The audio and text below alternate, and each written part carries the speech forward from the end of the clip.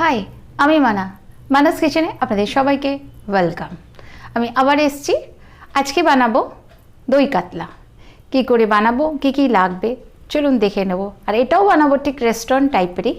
আমরা ঘরে অল্প উপকরণ দিয়ে মাছ নিয়েছি, 6 পিস আমি নিয়েছি। ধুয়ে নুন হলুদ মাখিয়ে নিয়েছি। এটাকে ভেজে নেব। আর যেটা দিয়ে বানাবো, আমি বানাবো সরষের তেল দিয়ে। এখানে সরষের তেল রয়েছে। পেঁয়াজ বাটবো, পেঁয়াজটা বাটবো আমি সাথে সাথে মিক্সিতে নিয়ে নিচ্ছি। মিক্সিতে পেঁয়াজটা দেব। এটা একটা বড় পেঁয়াজ আছে। 6টা রসুনের কোয়া নিয়েছি। পরিমাণ কম বেশি আপনাদের নিজেদের মতন করে নেবেন। একটা ছোট টমেটো নিয়েছি, যেহেতু আমরা দই দেবো ওই জন্য। আদা বাটা আমার আছে, তাও আমি দিয়ে দিলাম 1 চামচ আদা বাটা দিলাম। আর বাকি জিনিস আমরা যখন বানাবো তখন আমরা ওটা দেব। রান্না বাজে নুন আছে, লাল লঙ্কা লাগবে, হলুদ লাগবে, চিনি, আর এটা আমরা তেলে দেবো। এটা উপর থেকে দেবো। আর টক দই, এটা আমরা পরে ওতে দেবো। আর আমার বানানো গরম মশলা আছে, এটা লাস্টে বানাবার পরে দেবো। চলুন আমরা এটাকে সরষের তেল দিয়ে দিলাম। মাছটা ভাজবো যেহেতু একটু বেশি করে দিলাম। তেলটা খুব ভালো করে গরম হয়ে গেছে, একটু নাড়িয়ে নিই।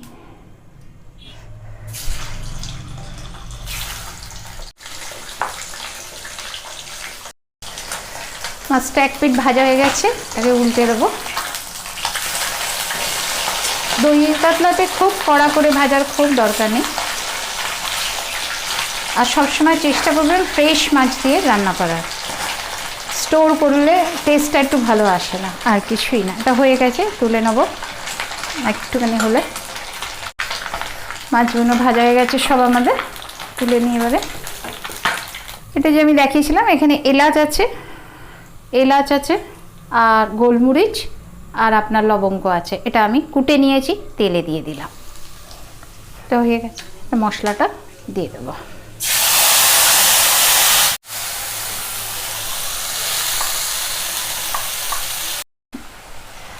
একটু হলদি দিয়ে দেবো, 1/2 চামচ দিলাম। লঙ্কার গুঁড়ো 1/2 চামচ দিলাম। ঝালটা পরিমাণ মতন নিজেদের, বেশি কম দেবে। আমি যেহেতু কাঁচা লঙ্কা দেবো তাই 1/2 চামচ নুন দিয়ে দিলাম। 1 চামচ চিনি দিলাম, যেহেতু টক দই দেবো তো তাই আর কি 1 চামচ চিনি দিয়ে দিলাম। আর 4খানা কাঁচা লঙ্কা এটা দিয়ে দিলাম। এই মশলাটাকে এবারে ভালো করে কষে নেব। মশলাটা দিয়ে দেখুন তেল ছেড়ে গেছে। এবারে তো এখানে নিয়েছি আমি টক দই, 4 চামচ আছে টক দই। এটাকে ভালো করে এবারে নাড়তে হবে, হালকা আগুন করে।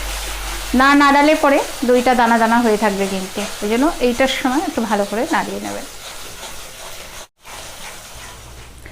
আমি যেভাবে বানাচ্ছি স্টেপ বাই স্টেপ এরকম বানাবেন, এরকম করে ট্রাই করবেন। ট্রাই করে আমাকে অবশ্যই কমেন্টস করবেন।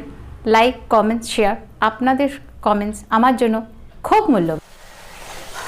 তেল ছেড়ে দিয়েছে, এবারে মাছগুলো এর মধ্যে দিয়ে দেবো আমরা।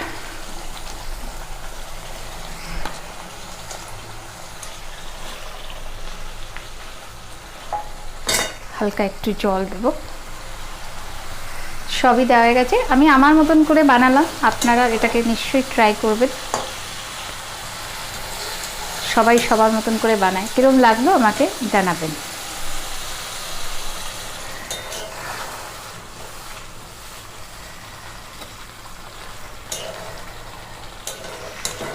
এটা বেশি ঝোল যেহেতু হয় না, জাস্ট ফুটে গেলেই নামিয়ে নেব।